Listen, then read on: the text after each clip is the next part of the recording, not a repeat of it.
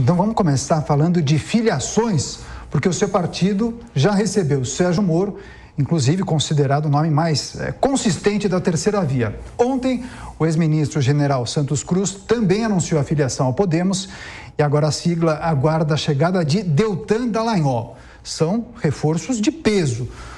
O projeto do Podemos, senador, já está definido?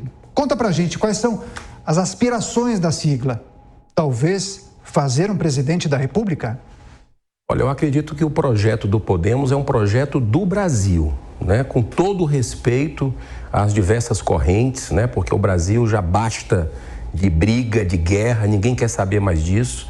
Eu acho que é hora de pacificar, é hora de propor soluções. E eu acredito que a vinda do ex-ministro Sérgio Moro, que tem uma prestação de serviço com o povo brasileiro, com essa nação em alta conta, né, pela Operação Lava Jato, e eu acredito que só vem a qualificar o debate presidencial. Acho que foi um grande presente, independente de resultado, né? Tem muita água para acontecer daqui para o ano que vem, mas eu acho que é muito positivo para o país você ter alternativas, não ficar num fla-flu, não ficar numa polarização que tem que ser entre um e outro. Tem alternativas e isso eu acho que quem ganha é o eleitor, que vai poder escolher com serenidade. Agora eu peço a participação do nosso comentarista Miguel Daúde, sua pergunta para o senador, por gentileza. Senador, falando de São Paulo, a deputada Janaína Pascoal, ela dá a entender que ela tem intenção de se candidatar ao Senado pelo Podemos. O senhor ouviu alguma coisa, tem alguma informação a respeito disso? Olha, Miguel, seria uma grande notícia, eu queria estar dando aqui de primeira mão para você, mas a gente não tem uma confirmação. Eu sou um admirador da primeira hora da deputada Janaína Pascoal, colaborou muito com esse processo de limpeza no Brasil, né? Assim, uma quebra de paradigmas com relação à corrupção, à impunidade. É uma mulher inteligentíssima, corajosa, conservadora, e eu acho que isso é muito alinhado com os ideais do povo brasileiro. O Podemos só teria a ganhar, e o estado de São Paulo, em ter uma senadora desse nível, que é admirada não apenas aqui, mas em todo o país. José Maria Trindade. Senador, esta falta de experiência na gestão pública do ex-ministro Sérgio Moro não assusta o senhor, não assusta o Podemos, não?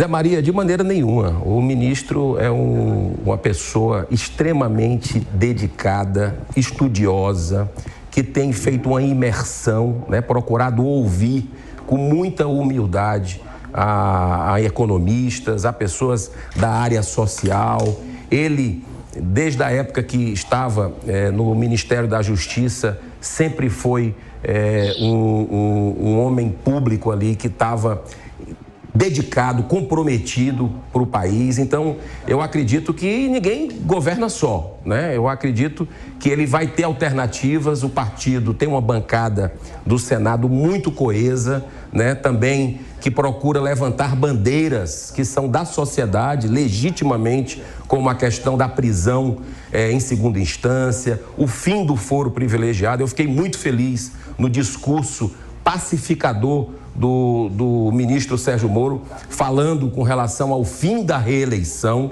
né, que eu acredito que é um ponto importantíssimo, porque a gente sabe, todos nós sabemos que quando um político já entra, já assume um mandato, ele já está pensando em como fazer, né, aí vem o populismo, para continuar no poder. O poder embebeda, né? Então você perde a noção das coisas. Muitas vezes você toma uma decisão, e a gente vê isso no Senado ali, de alguns colegas, que para não desagradar um setor da sociedade apenas, acaba voltando contra a sua consciência, porque tem uma eleição bem ali, ele não quer ficar desgastado. Então isso nós temos que acabar a reeleição no país, e vejo o ministro Sérgio Moro com muita vontade, com idealismo para ajudar o país. Eu acho que vai ser muito positiva toda essa caminhada pelo Brasil. Agora, senador, ainda que as primeiras pesquisas apontem números bem substanciais e interessantes para Sérgio Moro, eu gostaria que o senhor analisasse se o Podemos terá musculatura e fôlego para caminhar com as suas próprias pernas em uma campanha presidencial que é dura, que é difícil, e se o senhor entende que uma vitória do Podemos passa também pelas alianças que o partido vai conseguir fazer. E se já tem partidos no horizonte? Olha, Daniel, particularmente eu sou um peixe fora d'água nessa questão de partido, né? O partido Podemos, ele dá uma liberdade, né? Desde o início do mandato eu estou lá. A liderança do Álvaro Dias é uma liderança desapegada, realmente com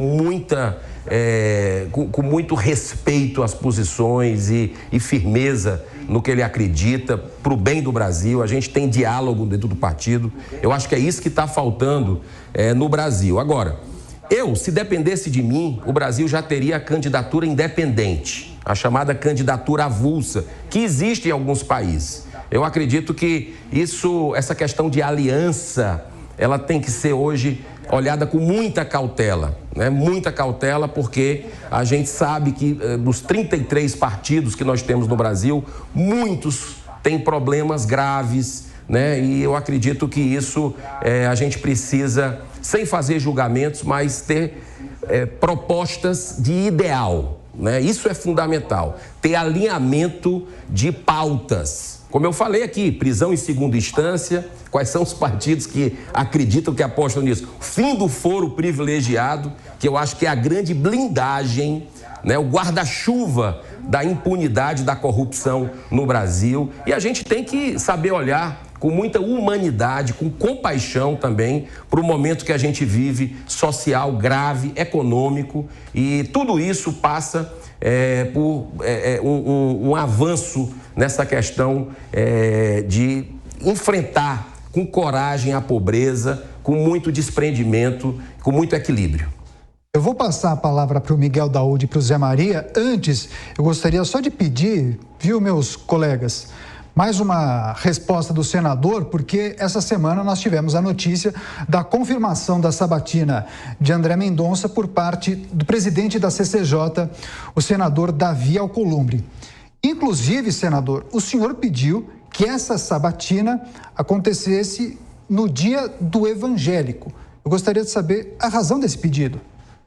Olha, quem acompanhou a CCJ na última quarta-feira foi, assim, estarrecedor, porque o presidente Davi Alcolumbre fez lá um desabafo com uma lamentação que durou muito tempo, falando justamente que vinha sendo atacado por evangélicos, porque ele é da religião judaica e aquilo, de alguma forma, em rede social, teria ganhado uma força muito grande contra ele. Ele estava magoado e, em algum momento lá, que eu pude pedir a palavra, eu falei para ele: então, presidente, por que o senhor não marca para o dia 30 de novembro, já que essa semana de esforço concentrado vai ser várias sabatinas que estão paradas aí há 4 meses. A do doutor André Mendonça é um caso surreal que tem acontecido no país, né? Que rebaixa a qualidade do Senado Federal, que já não tem essa moral toda junto à população brasileira, infelizmente. E o dia 30 é o dia do evangélico. Então é uma forma, um gesto que ele poderia fazer para harmonizar, porque, olha, a gente tem a maior nação, que é o Brasil, maior nação católica do mundo, a maior nação espírita do mundo, a maior nação evangélica do mundo, todos se confraternizando, né, bem, se relacionando bem. Então, por que a gente não acabar essa sabatina, que já começou errada, né, com atraso, com interesses não republicanos, segurando essa data, com um judiciário desfalcado, um Supremo Tribunal com 10 ministros, né, dando empate que beneficia o réu. Então, a democracia perde com isso. Eu falei para o presidente: por que o senhor não marca no dia 30? Porque o senhor mostra que não guardou mágoa, não guardou rancor, e que a gente precisa ter a concórdia, a cultura da paz no país. E ele não deu resposta. Soube agora, há pouco tempo, chegando aqui na Jovem Pan, que ele já distribuiu a relatoria para todos, as sabatinas, menos a do André Mendonça. Sexta-feira à noite, esse horário que a gente está, sabatina já na próxima semana, e ninguém sabe quem é o relator indicado pelo presidente da República para o Supremo Tribunal Federal. Isso, brincadeira, tem hora, e isso já está passando, já passou há muito tempo dos limites e está pegando muito mal para a instituição Senado Federal. Seguimos com a pergunta de José Maria Trindade. O Dia do Evangélico, Daniel, é uma situação daqui de Brasília. O Estado aqui poderia determinar um feriado e criou, então, o feriado Dia do Evangélico aqui no Distrito Federal. É um feriado estadual, digamos assim, né, do Distrito Federal. Mas a impressão que tem é que o próprio Davi Alcolumbre quer ser o relator desse caso. Ainda não há confirmação, mas todo mundo está achando que ele vai ser o relator desse caso, André Mendonça. Mas, senador, existem outros problemas no Senado, e eu vejo, por exemplo, os integrantes da CPI da pandemia, que o senhor participou, né, tentando estender ali ainda os reflexos da CPI. O senhor não acha que o Randolph e o Omar Aziz não estão exagerando, senador, nessa história de esticar os reflexos da CPI?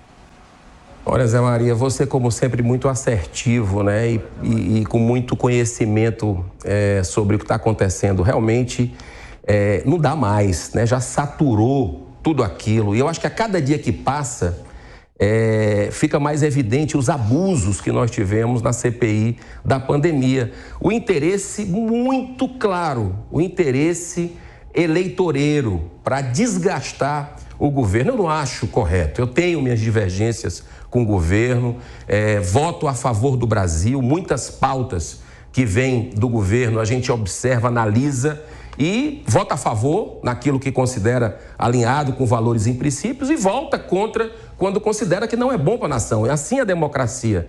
Mas o que a gente vê dessa oposição, muitas vezes raivosa, é o inverso, trabalhando contra o Brasil. Então, todo mundo que acompanhou, não posso dizer todo mundo, né? Porque ali foi confusa a CPI, mas uma boa parte da população, inclusive quem é contra o governo também, percebeu o exagero da cúpula, percebeu que a cúpula desrespeitou, inclusive depoentes médicos que foram lá, né? Percebeu uma agressividade grande, a manipulação explícita, não querer olhar a corrupção.